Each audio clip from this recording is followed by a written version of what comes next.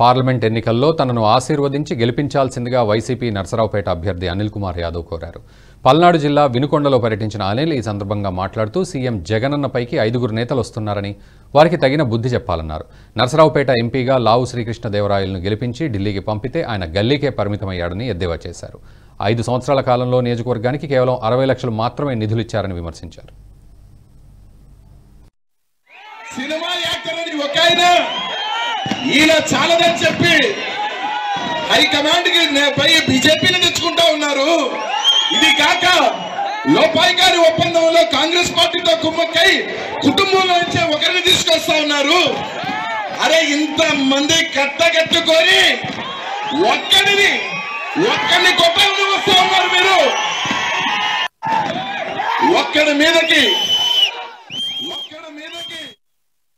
ఈ వీడియో మీకు నచ్చినట్టయితే లైక్ చేయండి, 10 మందికి షేర్ చేయండి. అలాగే కామెంట్ల రూపంలో మీ అభిప్రాయాలను మాతో పంచుకోండి. Nationalist hub group of channels ను సబ్స్క్రైబ్ చేసుకుని తెలుగునాట జాతీయవాద జర్నలిజాన్ని ప్రోత్సహించండి. ఈ వీడియో కింద ఉన్న బెల్ ఐకాన్ పై క్లిక్ చేయడం మర్చిపోవద్దు.